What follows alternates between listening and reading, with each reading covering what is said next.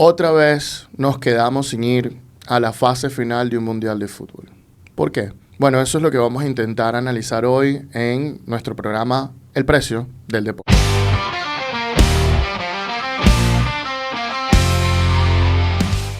Esto es El Precio del Deporte.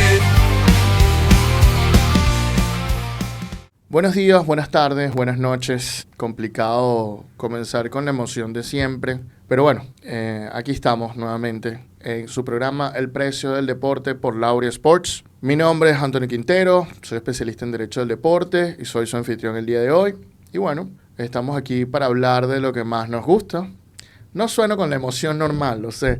Las transferencias, la gerencia del deporte y todo este tipo de cuestiones, pero hoy nos toca hablar de un tema complicado como es la eliminación de la selección venezolana de la fase final del Mundial de Fútbol de la FIFA. La idea con este programa siempre es darte información y contexto, no solo darte nuestras opiniones, porque la idea es que ustedes puedan tomar sus opiniones bien informadas. Y bueno, nos acompaña el día de hoy la dama del Derecho del Deporte, Elena Mundaray. Hola a todos, espero que estén un poco aliviados con lo que pasó y bueno, gracias por acompañarnos en este programa.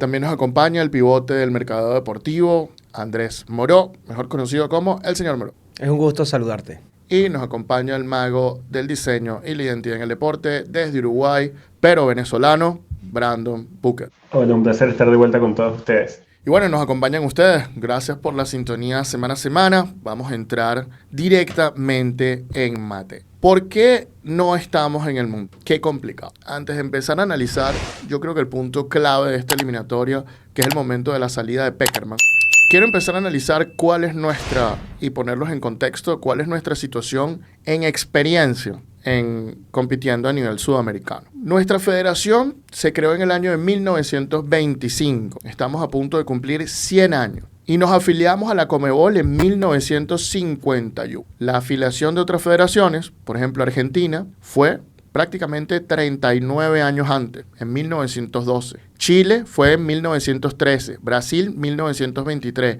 Uruguay 1923, Perú 1924, Paraguay 1925, Bolivia 1926. De hecho, Bolivia ha ido a 3 mundiales, este podría ser su 4º mundial, y además estuvo en el primer mundial de la historia. Luego tenemos a Ecuador desde 1926 y Colombia desde 1936. Somos la última federación en afiliarnos a nivel sudamericano. Pero no solo eso, ¿desde cuándo estamos compitiendo es aún peor? Porque nosotros estamos compitiendo a nivel sudamericano desde el año 1965, mientras que Argentina está desde 1916. Nos saca 49 años.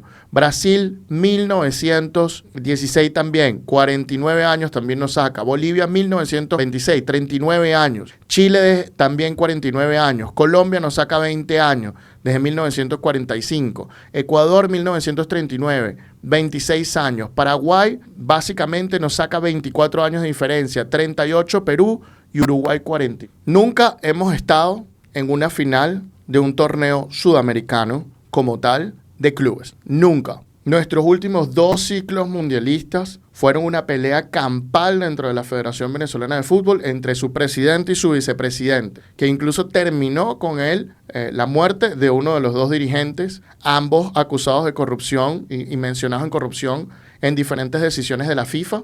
Este es el contexto en el que llegamos al año 2000 y a estas eliminatorias al Mundial 2026 como tal. ¿Cómo empezó el ciclo? Oye, el ciclo empezó de una manera diferente, ¿no? Se intentó dar un golpe sobre la mesa al traer un técnico de jerarquía, un técnico argentino con muchísima experiencia como es Néstor Pekerman. Ahora nos queda la pregunta es, ¿qué nos quedó de aprendizaje haber traído a Pekerman y su secuela, que fue la continuidad de su proyecto a través de Fernando Batista?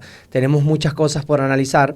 Más allá es el proyecto que quiso tener la federación fue por un tema de que A eso es lo que hay que referirse, a buscar por qué trajeron a esta persona y por qué no encajó ese perfil con nuestro fútbol, porque hay muchas cosas por hablar, por analizar, pero obviamente no encajaron porque los resultados no se dieron. Además hubo mucha turbulencia en el interín y lamentablemente en una ocasión histórica, en una ocasión irrepetible para la Selección Nacional de Venezuela, con el aumento de los cupos a la Copa del Mundo, con el aumento de los cupos a Conmebol, no se logró el objetivo bajo una inversión millonaria, bajo muchísimo apoyo de muchísimos sectores, desde el mismo Estado venezolano, la empresa privada, y no se logró. Entonces hay que revisar si empezamos fallando en el proyecto al elegir a Pekerman para hacer un proyecto de fútbol y si ese proyecto encajaba con nosotros los venezolanos por las características de nuestro fútbol, por la estructura de nuestro fútbol y por lo que ya teníamos antes de su llegada.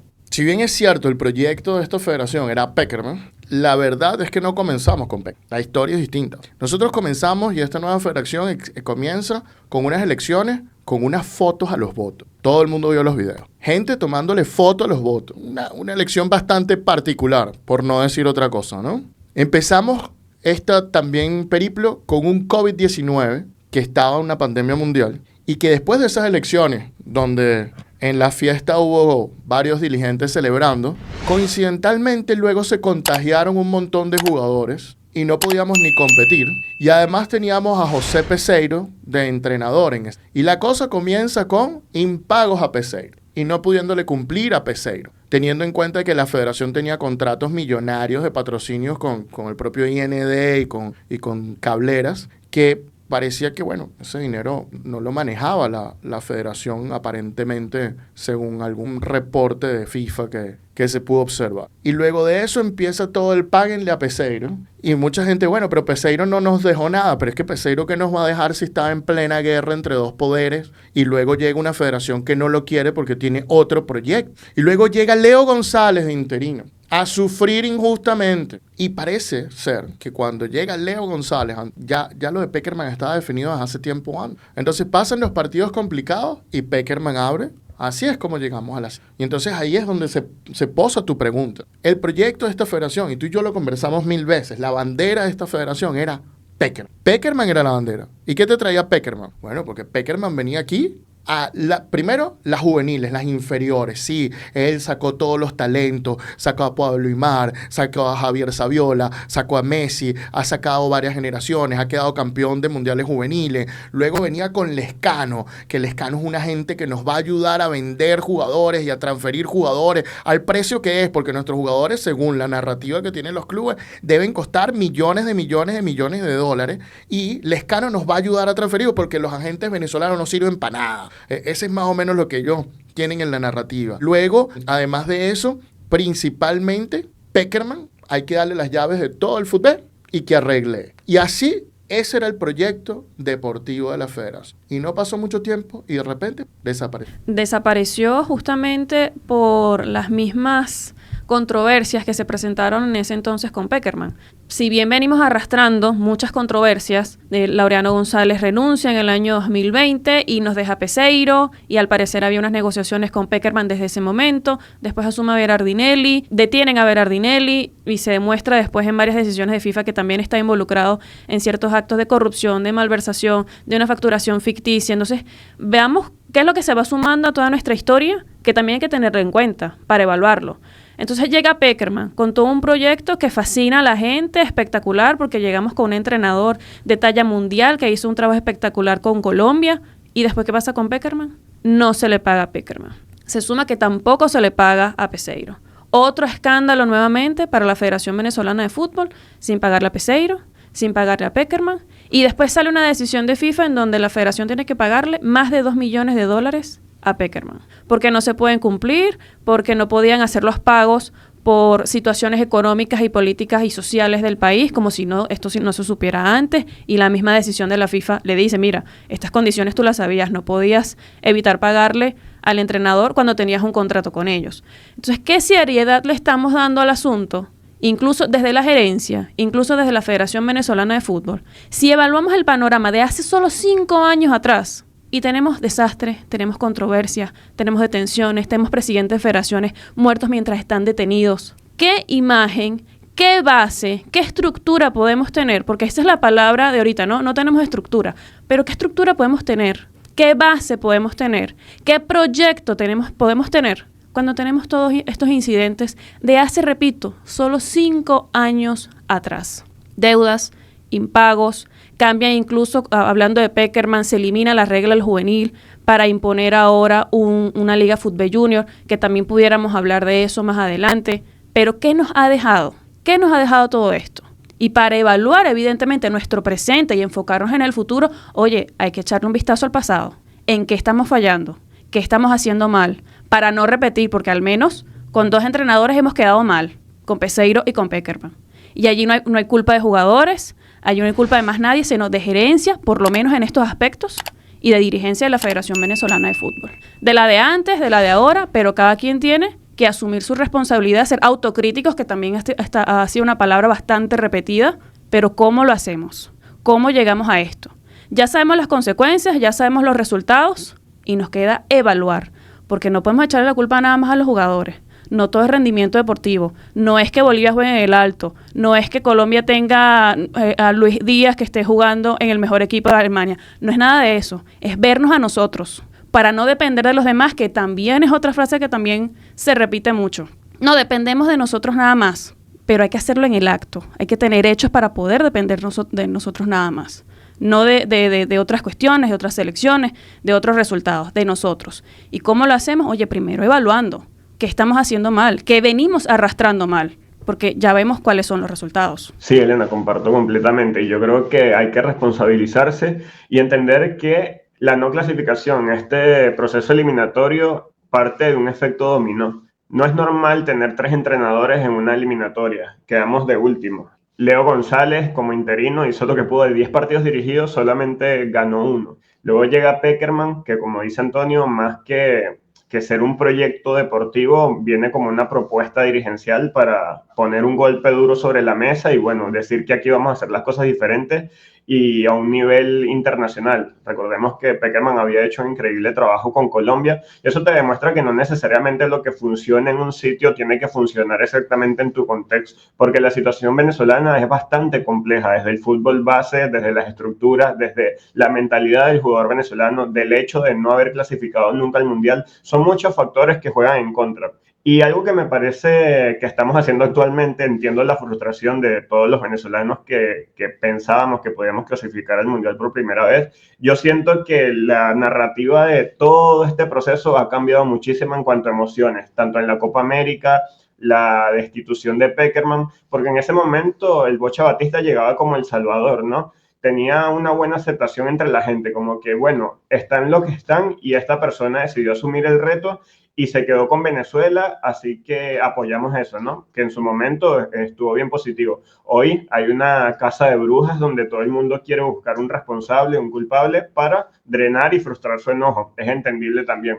Pero hay que entender que todo lo que está pasando actualmente era como un fracaso anunciado. Era como narrativas o historias de una muerte anunciada, ¿no? Porque si te pones a analizar la Copa América, que fue una Copa América aceptable, tuvo resultados que capaz son un poco maquillados. Contra Ecuador no tuvimos un buen partido, expulsaron a su mejor jugador en el primer tiempo, si mal no recuerdo. A Jamaica le ganamos cómodamente, pero no es un rival para medir.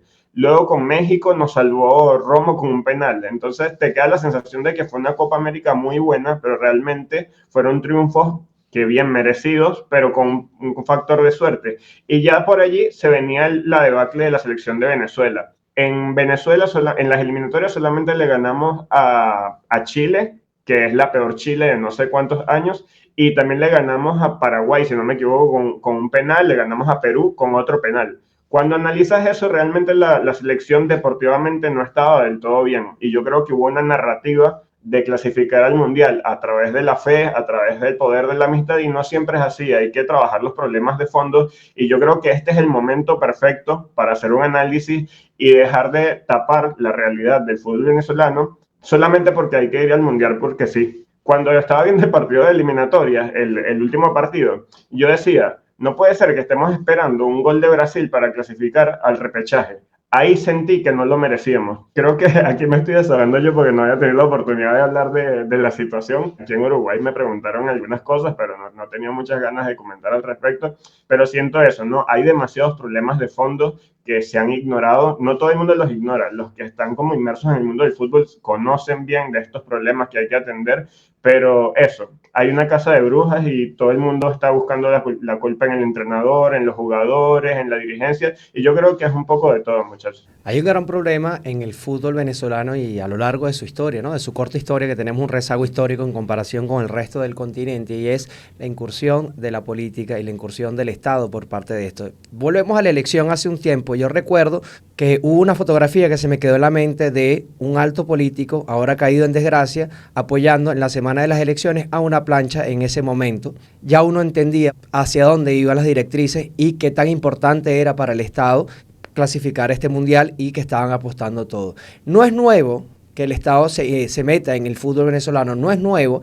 Durante muchísimos años tuvieron clubes de fútbol, hace muchísimo tiempo también, y nunca terminó bien. Entonces, cuando la política está tan inmersa en esto, no termina bien. Y no termina bien porque las prioridades de los políticos cambian dependiendo de su contexto, dependiendo de muchísimas cosas, y lo deportivo no construimos nada tampoco. Entonces, ¿hacia dónde vamos? Es la pregunta que nos quiero hacer yo a partir de ahora. Qué buena esa reflexión. Todos han hecho una reflexión increíble. Creo que hay cosas que están sacando, ¿no? Pero me voy a quedar específicamente con esta última comentario de Andrés, porque esa es la otra cuestión, que hay que entender el contexto de esta federación para poder hacer el análisis, ¿no? Ya contamos cómo llegó esta federación y toda esta cuestión, pero esta es una federación cuyo primer objetivo es servirle al gobierno. Cuando vemos reformas en los estadios que han hecho, cuando vemos ciertas convocatorias, cuando vemos ciertos movimientos, cuando vemos que en la plancha de la federación están involucrados personas directamente que trabajan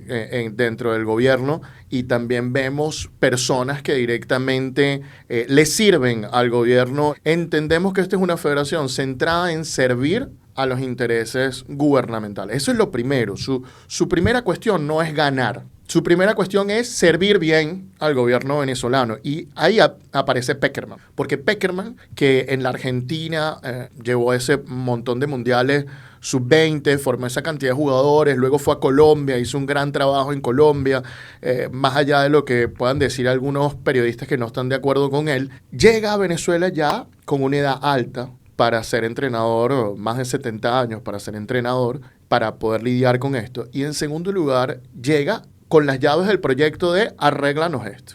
Y luego de la nada, pareciera que empezaron a haber disputas. La federación acusa que es Lescano, Pekerman no dice nada. Y justo antes de comenzar la eliminatoria, a pocos meses de la eliminatoria, ¡puf!, nos quedamos sin proyecto. Y ya se había dicho antes de que Pekerman se fuera, que la idea es que Pekerman estuviera 4 años y que Batista quedara 4 años más. Eso es lo que se había comentado, lo había comentado el propio Batista y toda la cuestión, que esa era la idea. Cosa que el público no estaba de acuerdo con eso, porque Batista nunca había tenido una responsabilidad de este tipo antes. Entonces, pusieron todos los huevos en una cesta y la cesta se fue. Y después de eso, la opción más sencilla era continuar con la cesta, pero con una persona que no tenía el mismo bagaje y la misma experiencia, que terminó reflejándose en el campo. Nosotros, si bien es cierto, Colombia es superior a nosotros, por comentar un ejemplo y un indicativo como el último partido, no es para que quede 6-3. Cuando hay un 6-3, tú tienes que darte cuenta de que hay un problema técnico de posición.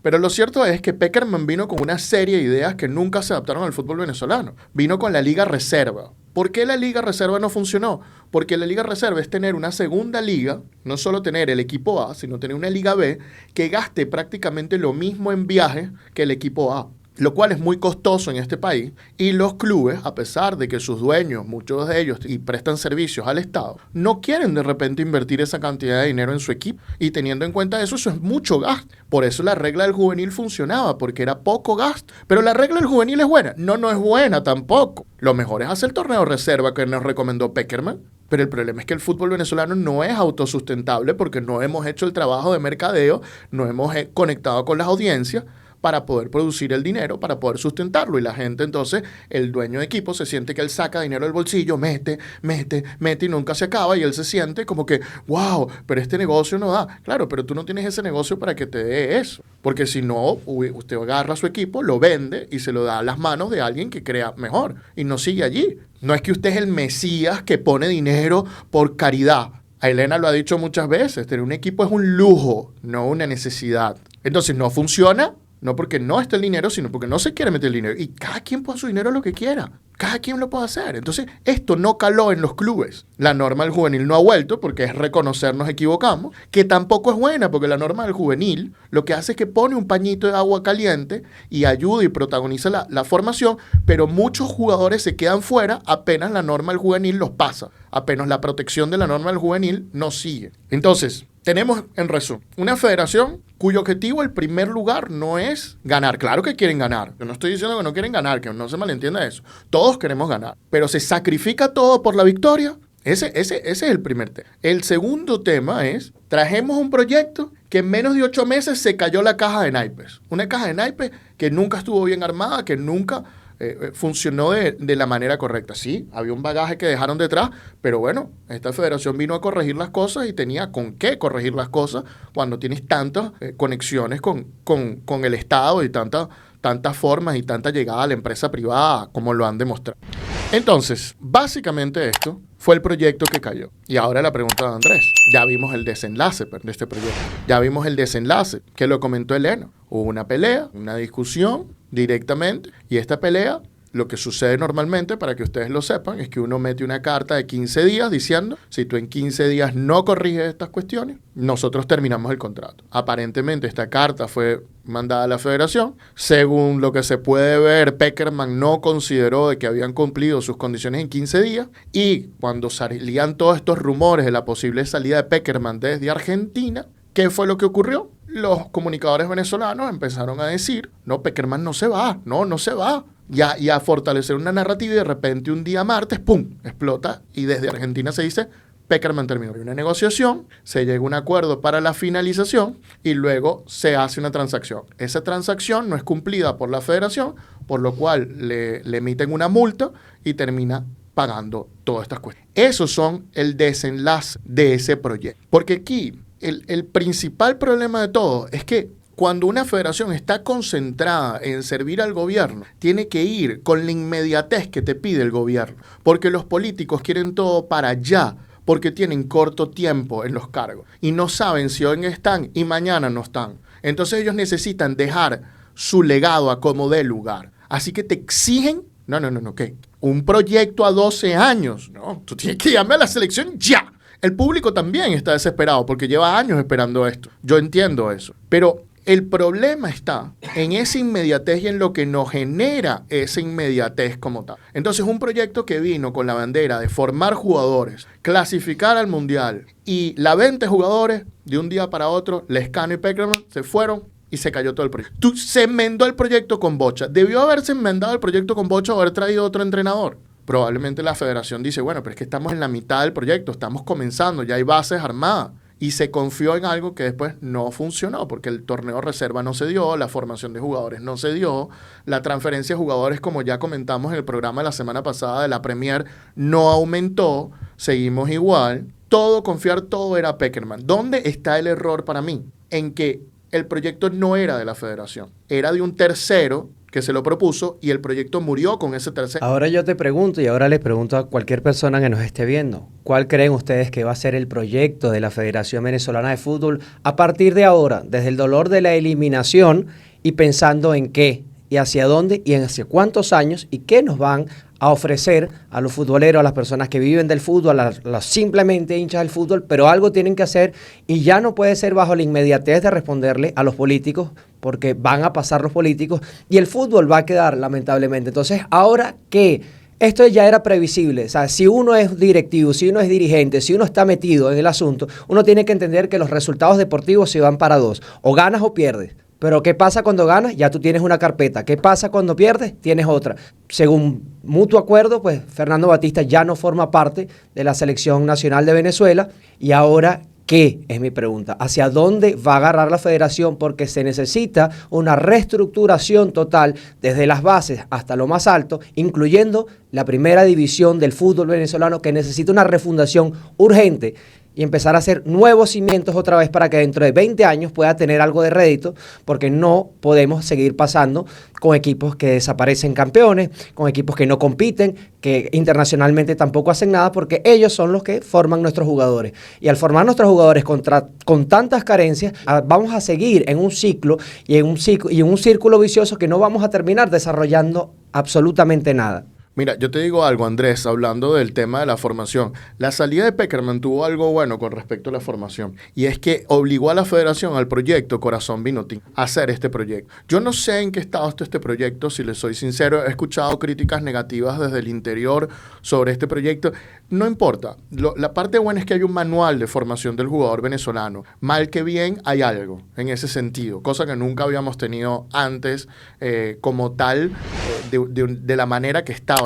Sí teníamos personas enfocadas al desarrollo en los tiempos de Esquivel, también en los de Laureano, los peores tiempos de la Federación Venezolana de Fútbol, los de Laureano. Pero bueno, lo cierto es que el Corazón Vinotinto es una de las iniciativas que tiene que continuar, en mi opinión, y tiene que enfocarse más, porque es que el proyecto deportivo de la federación no debe depender de un entrenador, debe depender de la gerencia deportiva de la federación. Y aquí lo que hicimos es que por velocidad toma todo Pekerman, haznos todo. Y después nadie estaba de acuerdo con Pekerman, nadie quería lo que Pekerman venía a traer. Pekerman o Lescano, véanlo como ustedes quieran, ¿no? Entonces, eso fue una de las cosas positivas que nos dejó esta cuestión, que la federación como que aprendió a que no puede depender de un externo y que se le cae todo el proyecto si el externo se va. Y hay que continuar por ahí. La sede de Maturín, cónchale, fue una sede bastante buena, excepto este último partido, ¿no? Yo creo que es una sede que pudiera continuar, a pesar de que yo personalmente prefiero Puerto La Cruz, o incluso si termina en el estadio en Caracas, el de Caracas creo que es la mejor de todo. Y lo otro positivo que ha dejado todo esto es que el marketing ha sido espectacular, y en eso la federación se ha sacado 20 puntos en todas las cuestiones, tanto así que lo usan como doble filo, ¿no? Sí, somos buenos para el marketing, pero no para más nada. Sí, hay que hablar de lo bueno de este proceso. El tema del marketing, que a mí me encanta, es a lo que me dedico. De verdad que es bastante bueno lo que se ha hecho. Si hay algo que destacar es la forma como se han manejado las redes sociales y todos los canales de comunicación que tienen que ver con la selección.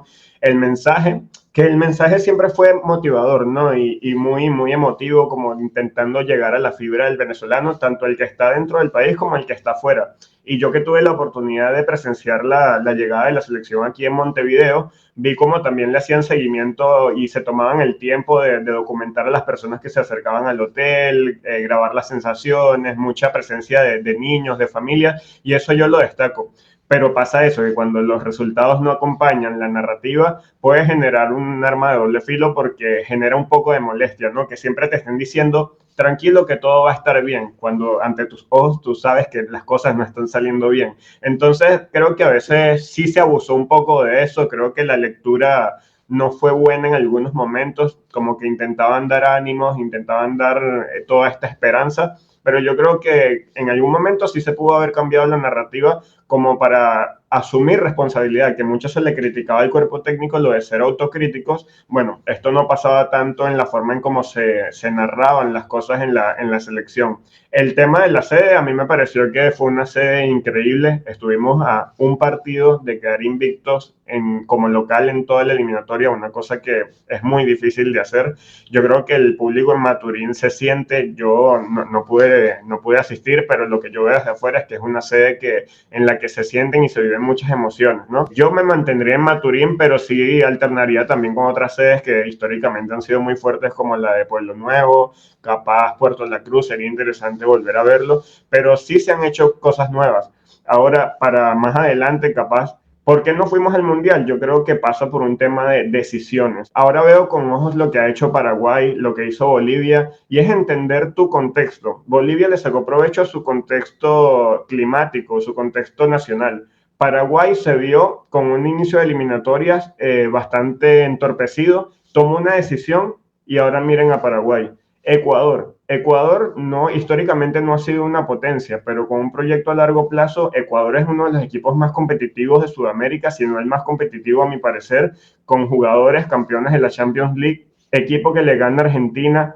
Hoy en día en la Copa Libertadores, sí, Independiente del Valle, que año tras año ha sido competitivo, y eso es por decisiones que se han tomado, y esas decisiones traen su recompensa a largo plazo. Entonces, si bien hay cosas que destacar que se han hecho muy bien, yo creo que el error de la selección de Venezuela, de la federación y de la dirigencia es no haber tomado las decisiones correctas cuando se debieron haber tomado. Entonces, sí, muchas cosas buenas, el marketing, toda la estrategia. Se unieron muchas nuevas marcas al boom vino tinto, cosa que me alegró mucho. Había mucha expectativa, la gente se llenó de emoción al ir a los estadios, se hablaba de la selección en todo momento, se esperaban los partidos. Lamentablemente no se logró el resultado y yo creo que lo bueno hay que repetirlo, mantenerlo, y lo que no se hizo bien, bueno, este es el momento perfecto para tomar decisiones a través del aprendizaje. Ahora mi pregunta es, ¿qué se va a hacer a futuro, no? Porque ojalá no se cometa el error de volver a repetir lo que se hizo. Tras un fracaso, tratar de tapar y barrer debajo de la alfombra y traer una eminencia en la dirección técnica solamente como para decir, bueno, vamos a arreglar esto inmediatamente. Ojalá se tomen el tiempo para pensar bien cuál es la mejor opción a futuro para clasificar al siguiente mundial, pero con un equilibrio, tampoco esperar 2 años para tomar la decisión. Entonces, la verdad es que estamos en un momento bastante clave donde hay que tomar las mejores decisiones, porque Paraguay tomó la mejor decisión, Bolivia tomó la mejor decisión, Ecuador tomó la mejor decisión. Es momento de que Venezuela aprenda a tomar decisiones. El problema es que tomar las mejores decisiones no requieren soluciones a corto plazo, y eso es lo que estamos acostumbrados a trabajar de una manera o de otra forma acá en nuestro fútbol. Y cuando empiezan a fallar esas cosas, otra vez empezamos otra vez con el mismo loop. Bueno, vamos a cambiar, entonces no se nos va dando nada porque no destinamos el tiempo suficiente, los recursos, la capacidad y todo tipo de que tú puedas meter hacia adelante para que empiece a desarrollar, empiece a rodar la rueda, valga la redundancia. Ahora, yo quiero hablar, un tema que me llamó mucho la atención fue una de las caídas más vergonzosas y más duras en la historia del deporte venezolano, esta que ocurrió esta semana. La selección de Venezuela, la Federación Venezolana de Fútbol, tuvo un gran acierto en el departamento de marketing. 34 patrocinadores tiene, según lo que puedes contar en la página oficial. ¿Cómo va a ser en un país tan complicado económicamente, tan complejo? Ahora, ¿cómo vas a salir a vender un producto que teniendo las facilidades más espectaculares que tuvo, no lo aprovechó y ahora la gente está en negación, está muy molesta y esto te va a repercutir en las marcas porque de 34 patrocinadores, volverlos a amarrar, casarte y es más, hasta pedirles cómo le pides tú más dinero, cómo le pides tú más esfuerzo, cómo le pides tú más recursos y cómo tú añades nuevas marcas después de un ciclo y una caída tan dolorosa. Esa va a ser una de las cosas del departamento de mercadeo más difícil, es un reto muy complicado de hacer porque tienes que vender este fútbol, un producto que cayó en devaluación y además que el fútbol venezolano lo acompaña en -10 porque no se vende, porque lamentablemente no conecta con nadie. Es un reto muy interesante que ahí se los dejo. Claro, pero el reto empieza por qué vas a hacer en lo deportivo, porque tu producto es una parte deportiva y nos olvidamos de eso. Siempre pareciera que es la caja de regalo bonita y no el fondo. El fondo del producto, en este caso, es la Selección Nacional A de Fútbol de Venezuela. Y la pregunta es qué vas a hacer al respecto. Obviamente, ya la federación ayer tomó la primera decisión, tratando de llegar a un acuerdo con el seleccionador nacional Fernando Batista para que dejara la selección. Ese acuerdo parece que lo llegaron y a pesar de la forma como está narrada, escrito el comunicado de la federación diciendo, bueno, se cesó la actividad, mientras que Fernando Batista dice de común acuerdo llegamos. Yo pienso que de común acuerdo fue la situación. Ya hemos visto antes que narrativa federativa no suele contar las cosas como es, como vimos en el caso Peckerman, que ya lo mencionamos. Y esta es la primera decisión. Okay, entonces ahora hay que traer un nuevo director técnico y hay que tener un proyecto de parte de la federación. Yo suscribo las palabras de Brandon. Todo el mundo está pidiendo ya. No podemos perder la fecha que viene. No podemos perder los partidos de Argentina. No podemos nada. No se puede perder un minuto. Hay que calmarnos un poco, porque lo primero que hay que hacer no es perder un minuto, sino sí, tenemos que perder haciendo un diagnóstico. Porque lo primero que hay que ver es la camada de jugadores que tenemos para enfrentar las próximas eliminatorias y analizar el perfil de esa camada de jugadores, porque hay que empezar a hacer el perfil del técnico que hay que traer. Y para hacer el perfil, primero haces un diagnóstico de lo que tiene. ¿Qué jugadores tenemos de alto rendimiento que pueden competir en las próximas eliminatorias? Primer punto. Y segundo punto, ¿qué jugadores van a subir? Y ¿Qué estilo de juego tenemos que tener en virtud de esos jugadores? Nos vienen muchos defensas y no tenemos delanteros. Hay que tener un estilo de juego defensivo. Tenemos muchos delanteros y no tenemos tanta defensa. Hay que tener un estilo un poco más ofensivo. Hay que ver cómo hacemos porque tenemos deficiencias en ciertas áreas y no se van a cubrir. Perfecto. ¿Qué técnico podemos traer que mejore? Lo que hay que empezar a hacer es el perfil de técnico que necesita la selección mayor para competir. Ese perfil incluye que conozca las eliminatorias sudamericanas, ese perfil incluye que se sepa manejar en una cuestión, ese perfil incluye incluso analizar cómo va a ser el formato del próximo mundial, que va a ser distinto porque hay 3 selecciones que no van a competir y mucha gente dice, bueno, si son 7 cupos y quedan 7 selecciones, van a ir casi todas, solo una no va a ir. No va a ser así. La FIFA yo no creo que permita que clasifiquen toda Conmebol. Yo creo que también otro pilar súper importante es no solo ver el equipo A masculino y decir, bueno, estas son las necesidades estos son los elementos que yo tengo para ver qué necesidades voy a complementar, sino además, ¿hacia dónde quiero ir yo como país en la formación de futbolistas? ¿Qué necesito yo jugar? ¿Qué necesito? ¿Qué jugadores necesito? ¿De qué características físicas? ¿Dónde empiezo a producir? ¿En qué zonas del país? Porque hay zonas del país donde se producen más mediocampistas, más jugadores de talento, otras de técnica, otras de pura velocidad. Y esto te va a cambiar el panorama y vamos a entender, primero, ¿qué queremos ser? Yo no lo sé hoy. A qué juega el jugador venezolano o cómo se identifica el jugador venezolano. Viví una época con Richard Páez que se trataba muy bien a la pelota, muy andino. Después viví una época de mucho orden con César Farías y ahora empezamos un traspiés, bueno, del FIFA Gate para acá, que lamentablemente los resultados fueron todos para atrás y fue todo muy complejo. Y llegamos ahora a esta última selección que yo nunca supe a qué se jugaba y era imposible de criticarla porque nadie quería criticarla porque íbamos al Mundial. Ahora no vamos al Mundial. Ahora, ¿a qué jugamos los venezolanos? ¿Cómo vamos a hacer? ¿Y cómo empezamos a formar a nuestros futbolistas para que tengamos un propio ADN y empecemos a caminar a raíz de ello? Pero fíjate tú que ese punto es muy importante, Andrés, porque entonces tienes 2 decisiones urgentes. Porque tienes una decisión que es la selección A, que es a corto plazo, que es para enfrentar directamente el próximo eliminatorio, y es a corto plazo. Y ese es el análisis que yo te estoy proponiendo. Pero además tienes una decisión B, que es directamente el proyecto a largo plazo. Ese proyecto a largo plazo es lo que yo creo que debería ser Corazón Vinotinto, que habría que ver en qué estado está eso, cómo está eso. Hay gente, como te digo, que he escuchado en Spaces diciendo, no, eso no funciona en verdad, esto no llega en verdad, pero entonces si no funciona hay que arreglarlo y hay que impulsarlo, porque ese es el proyecto a largo plazo y ese es el proyecto de una gerencia deportiva que creo que en este caso tiene Luis Jiménez, ¿no?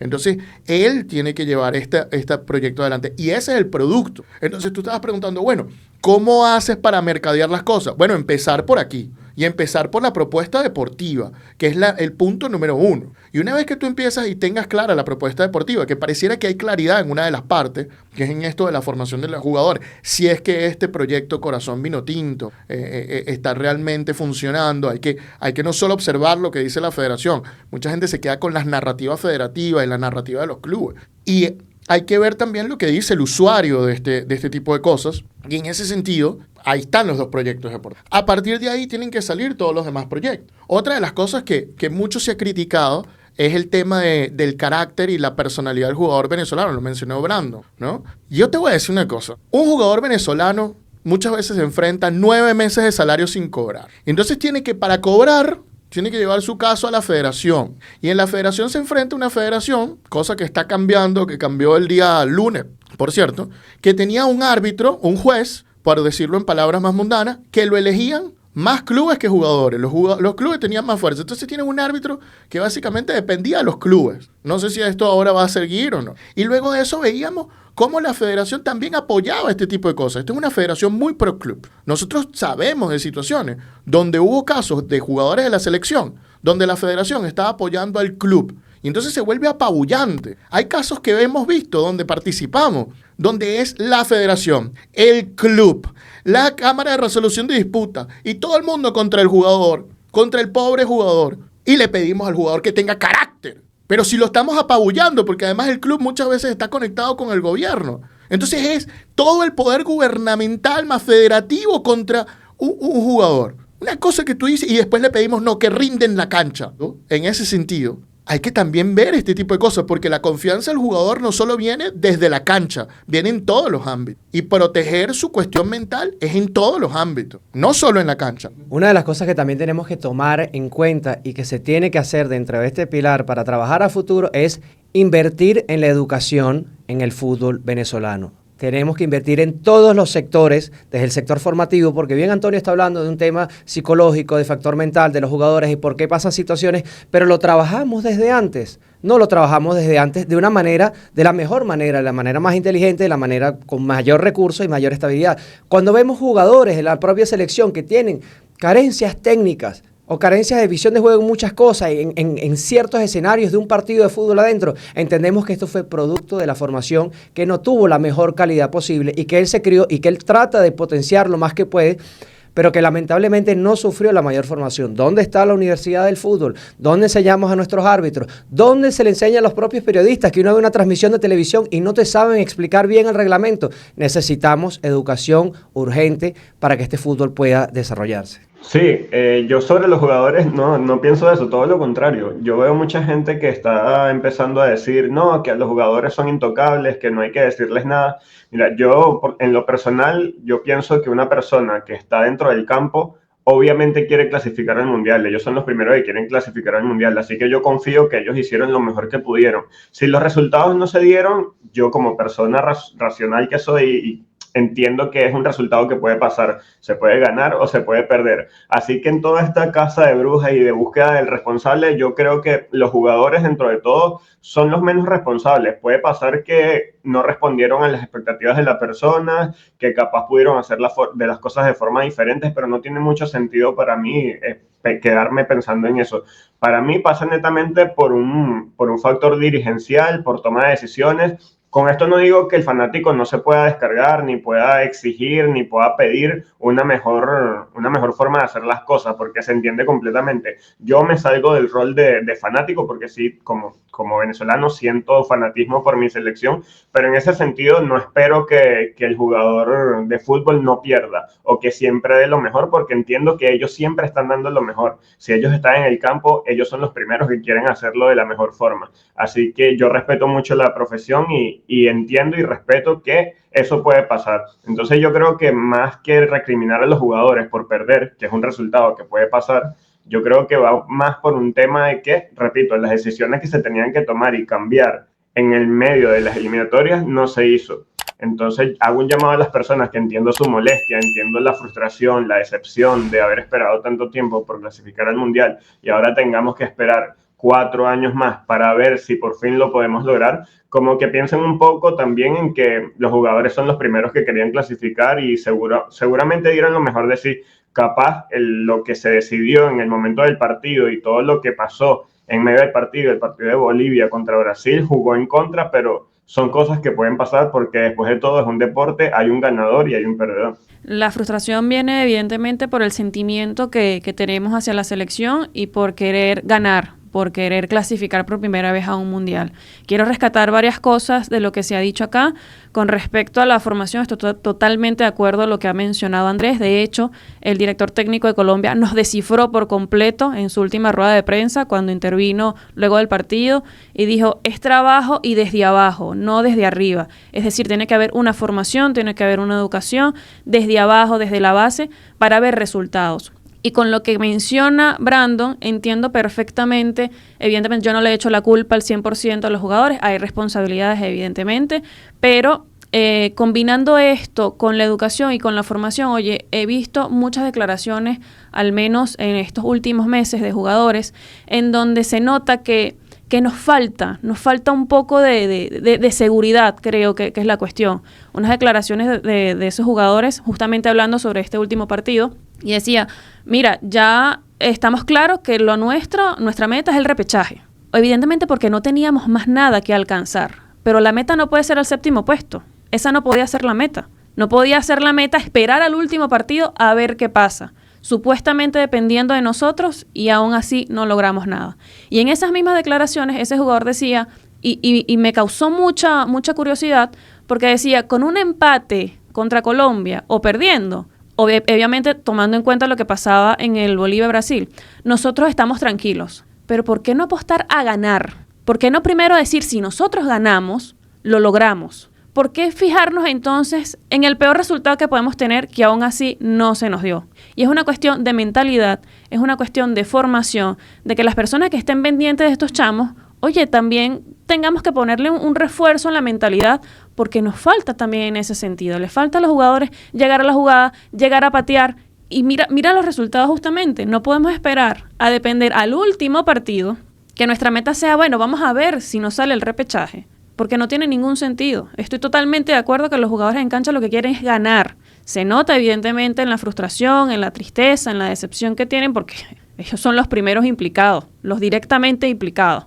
Pero nos falta formación, nos falta educación. Ahí estoy completamente de acuerdo con Andrés. Es necesario y nuevamente los resultados son esos, pero es un trabajo que no es solamente los jugadores, como dicen Brandon, también estoy totalmente de acuerdo con él, pero nos falta en formación, en mentalidad, nos falta y bueno, esos son los resultados que tenemos. Desperdiciamos una oportunidad espectacular para que cambiaran muchas cosas, pero no me voy a quedar con eso. ¿Por qué?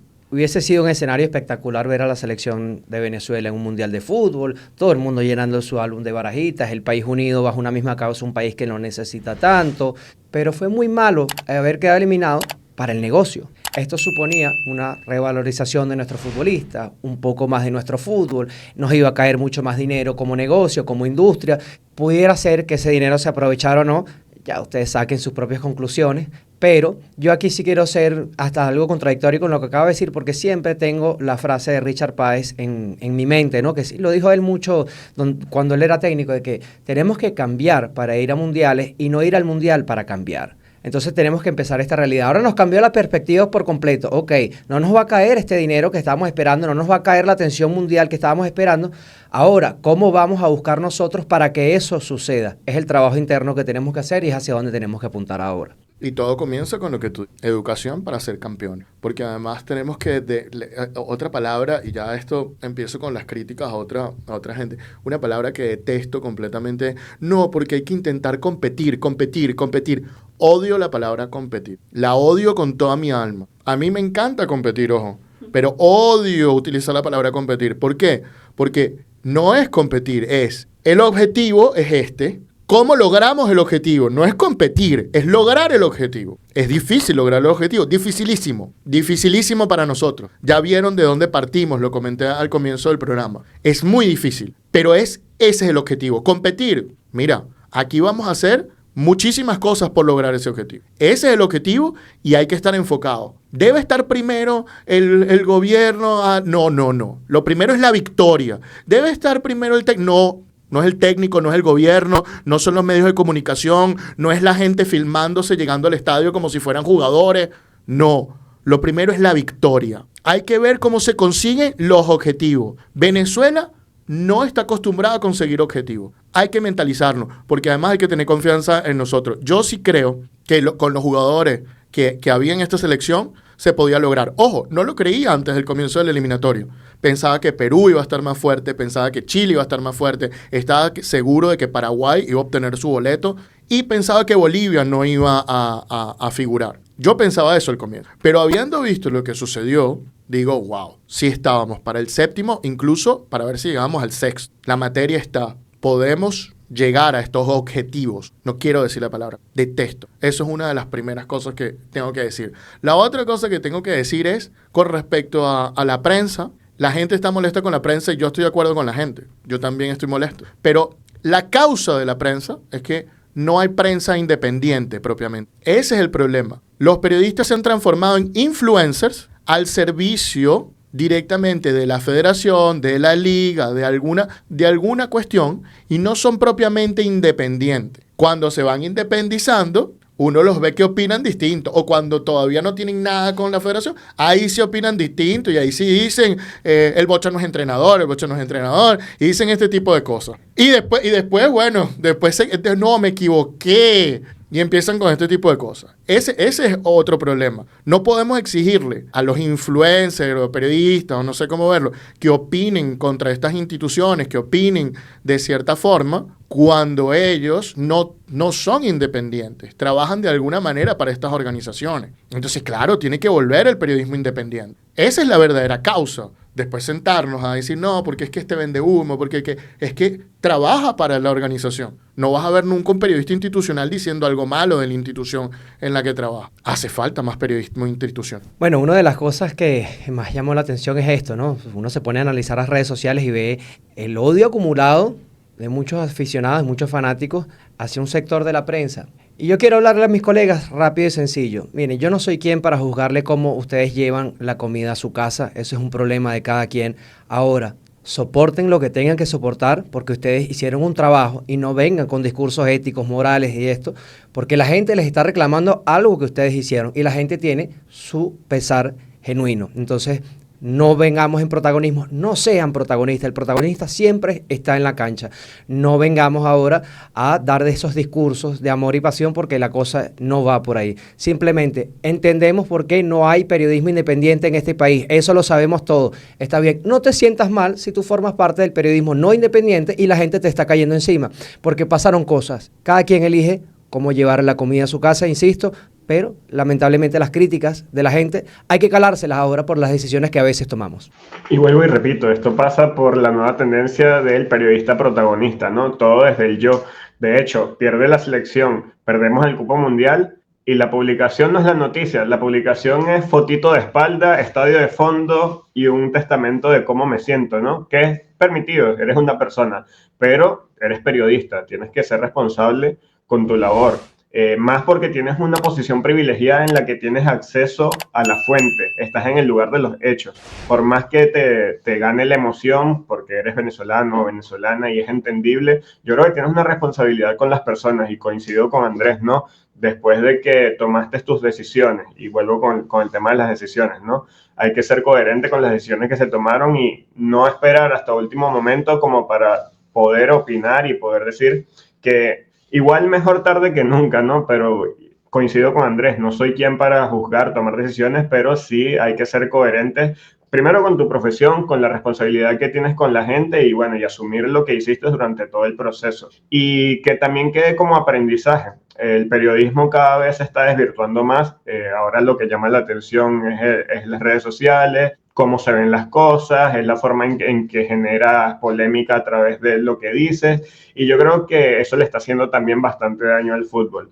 Yo creo que se generaron expectativas más que realistas a raíz también de las cosas que se dicen. Qué importante era ser crítico y decir la verdad y ser objetivos en medio de las eliminatorias, porque sí, el periodismo tiene un cierto peso en la opinión pública y si tú eres objetivo con lo que está pasando y puedes comunicar lo que está pasando, eso va a ayudar a que se puedan resolver problemas, a que la gente pueda tener una opinión crítica y eso es algo que cada vez se ve menos en Venezuela. Igual, se entiende la situación que viven los periodistas en Venezuela, así que como dice Antonio, debería volver el periodismo independiente. Obviamente en el periodismo institucional no se te va a permitir decir nada en contra de tu institución. Lo que vimos en el partido pasado a mí realmente me sorprendió, no lo veía venir, pero yo creo que es momento de hacer un análisis también desde todos los puntos de vista, jugadores, entrenadores, dirigentes, prensa, y ver de qué forma actuamos y cómo podemos hacerlo mejor, porque recuerdo que en el inicio de las eliminatorias y en procesos anteriores decían, ahora sí la prensa se le abren las puertas a la prensa, ahora sí la prensa con la selección, todos somos importantes, todos vamos al mundial. Bueno, todos estamos juntos en esto, vamos a ver de qué forma, desde mi punto, desde mi rol, desde mi trabajo, yo puedo sumar en positivo para que se logren los objetivos. Porque capaz a través de la desinformación, de ser complaciente y todo lo que te callas o todo lo que no dices por seguir órdenes y cualquier tipo de instrucciones, capaz yo también desde mi lugar le estoy haciendo daño al fútbol venezolano. Ser coherentes es dificilísimo, complicado.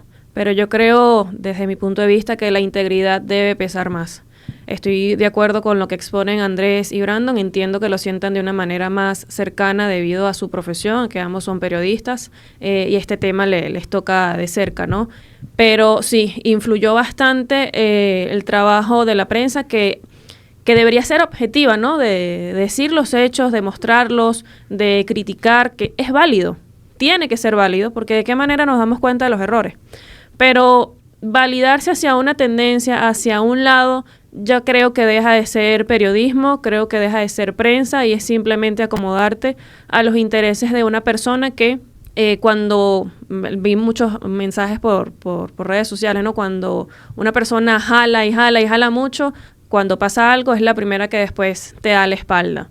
Y vimos varias cuestiones que pasaron allí, ¿no? Que ahora sí hay críticas, ahora sí hay comentarios que antes eran incluso impensables que se pudiera decir. La prensa le creó mucha expectativa a la fanaticada, le creó una esperanza que, oye, nos dejó por las nubes y los resultados evidentemente no ayudaron. Y cuando se dio lo que se tenía que dar, lo que era más probable, lo que terminó pasando, allí sí empieza la prensa a criticar. Y bueno, es un trabajo que también se tiene que pensar, no solamente desde lo federativo. Entendemos obviamente que hay un trabajo de parte que tiene que ser así, que hay que seguir una línea editorial, a pesar de que digan y de que aclares que no se sigue una línea editorial. Cuando tienes que salir a aclarar este tipo de cuestiones es porque la gente se está dando cuenta de otra cosa también. Pero sí, la prensa tiene que ser un poco más crítica, porque también se debe a un público que se está dando cuenta de que las cosas no son como se las pintan. Entonces, también ese es un llamado a la reflexión, es un punto importante, hay que tenerlo en cuenta, porque también forma parte de lo que se integra, ¿no? a tener un mejor resultado en la selección y unos resultados deportivos que nos sirvan a todo el país. La gente no es tonta, la gente está clara de todas las cuestiones. Yo veo que muchos políticos subestiman a la gente, en medios de comunicación también subestiman demasiado. La gente no es tonta y subestimarlo a mí me parece terrible, y pensarlos que los pueden tratar como borreguitos es simplemente tonto, una idea tonta en mi opinión. Pero bueno, yo quiero cerrar al menos mi opinión con respecto a esto diciendo que la otra cosa que yo siento que el fútbol venezolano tiene que hacer es un plan elite de educación. Ya Andrés habló de la educación en todos los niveles, en toda la cuestión, ya hablamos de la formación, etcétera, etcétera. Sí, pero también tenemos que añadir un plan elite de formación, que es por lo menos lo que funciona en Francia, que es algo de lo que ha hecho Ecuador, que se lleva toda mi admiración completamente, Paraguay también, impresionante ciertas cosas que hacen. Este plan elite consiste en tener centros de formación federativos en diferentes regiones del país, donde los jugadores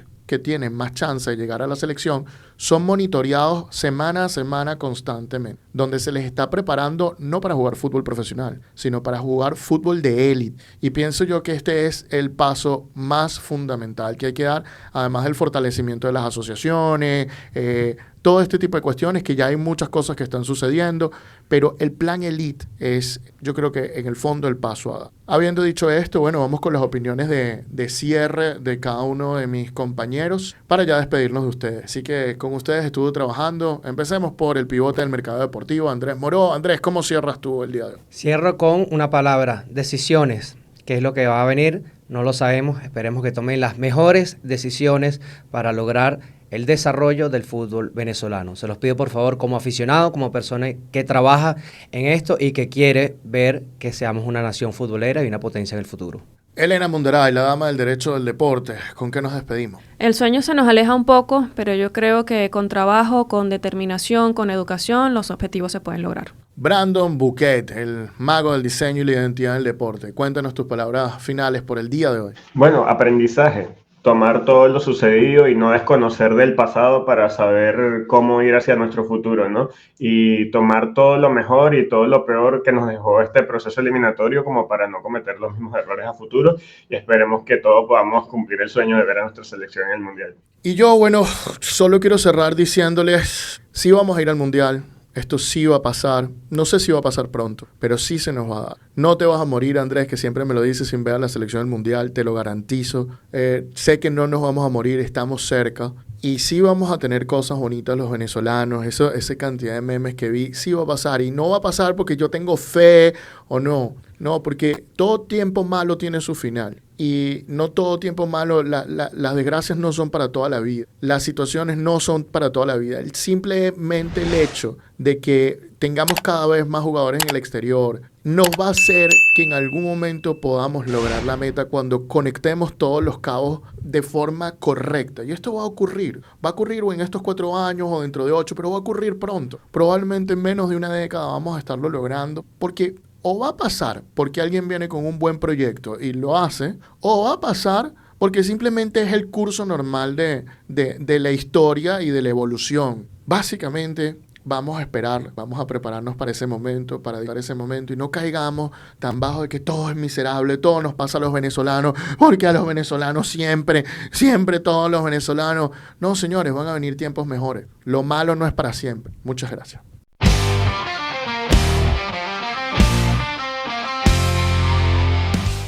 Esto es el precio del deporte.